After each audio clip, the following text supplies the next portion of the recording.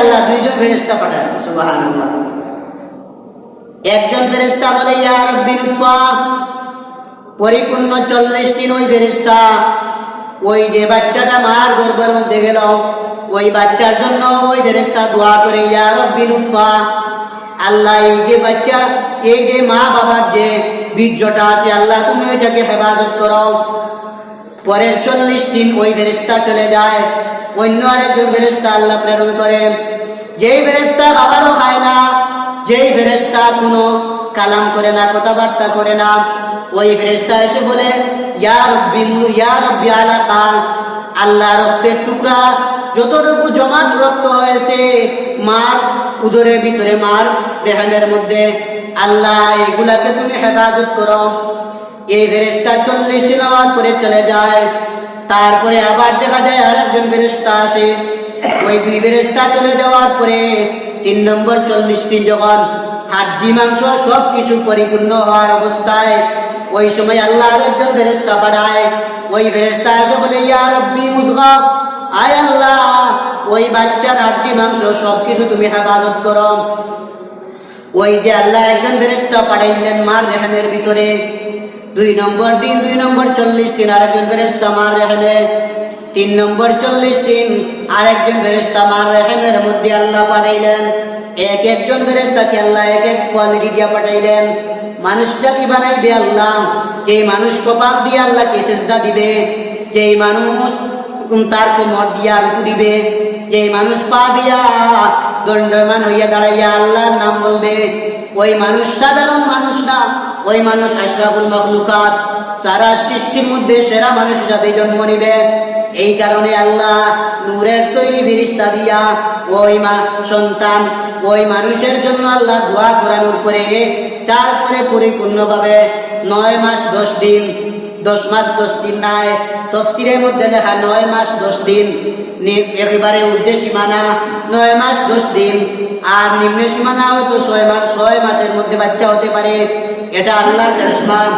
9 মাস 10 দিন ঊর্ধ্ব সীমানা, 9 মাস 10 দিন হওয়ার পরে আল্লাহ রাব্বুল আলামিন এই যখন পরিপূর্ণভাবে 9 মাস, ওই সময় আল্লাহ আরেকজন ফেরেশতা মার রেহেমের মধ্যে পাঠায়, মার বাচ্চা দানির মধ্যে আল্লাহ আরেকজন ফেরেশতা পাঠায়।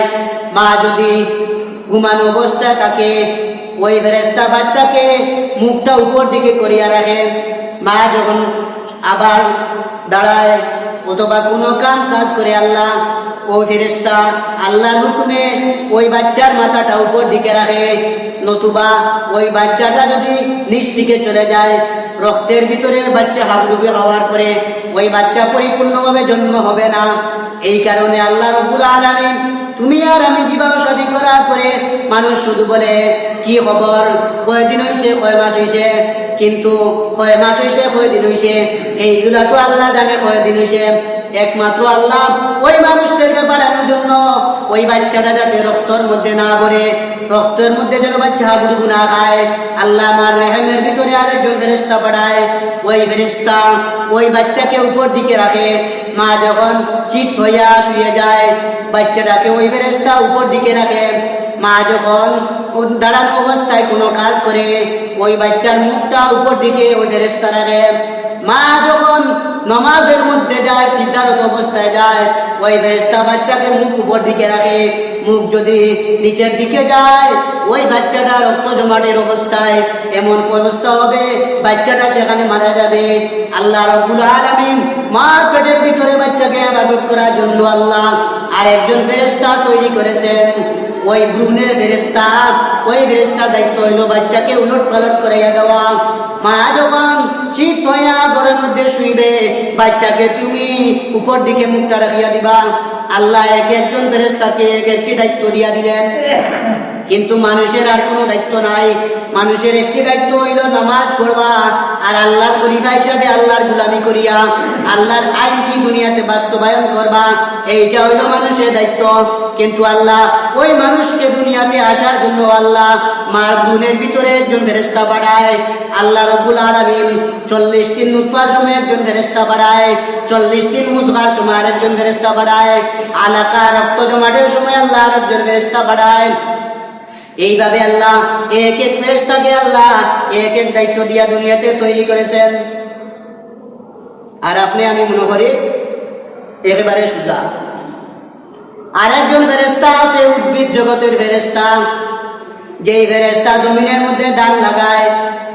আমরা ধান ক্ষেত করি, ক্ষেত করার পরে মনে মনে ভাবি ধানটা তো আমরা এমনি হইব, কিন্তু না, আল্লাহ রাব্বুল আলামিন এক একটা গাছের নিচে আল্লাহ এক একজন ফেরেশতা, ওই ফেরেশতা ওই গাছের নিচে আল্লাহ রাব্বুল আলামিনের অর্ডারে যা কিছু আছে ওই ফেরেশতা ওই গাছের নিচে বসে তাসবিহ পড়ে। এই কারণে ধান ধরে, এই কারণে গাছের মধ্যে ফল ধরে। গাছের মধ্যে যখন গরমের দিন, গরমের মৌসুম, গরমের মৌসুমের সময় ওই ফেরেশতাকে আল্লাহ অর্ডার করে তুমি ওই গাছের মধ্যে যে ফল আছে ওই ফলটা তুমি পাকাইয়া দাও। আল্লাহর হুকুমে ফেরেশতা ফলটা পাকাইয়া দেয়। আর আমরা মনে মনে ভাবি গাছের মধ্যে এমনিতেই ফল ধরে, আবার এমনিতে পাকে না। না, এমনিতে পাকে না। আল্লাহর সেনাবাহিনী আছে, আল্লাহ তার সেনাবাহিনী দিয়া ওই সমস্ত দুনিয়ার সবকিছু হেফাজতের দায়িত্ব আল্লাহ নিয়েছেন। তাহলে বুড়ুয়া ক্ষেতের মধ্যে যে ধান রোয়া আছে ওইখানেও ফেরেশতা আছে, প্রত্যেক গাছ গাছালির কাছেও ফেরেশতা আছে। এরপরে আল্লাহ রাব্বুল আলামিন প্রশ্ন করলেন সাহাবায়ে কেরাম, বিশ্বনবী জিবরাইলকে প্রশ্ন করলেন, ও জিবরাইল, ইসরাফিল আলাইহিস সালাতু ওয়াস সালাম আর মিকাইল আলাইহিস সালাম দুজন কোনদিন তারা দেখলাম না হাসতে, হাসাহাসি করতে, তারা কেন হাসে না? তখন ওই ফেরেশতা জবাব দিলেন, জিবরাইল, আল্লাহ রাব্বুল আলামিন দুজকের আগুন তৈরি করেছেন।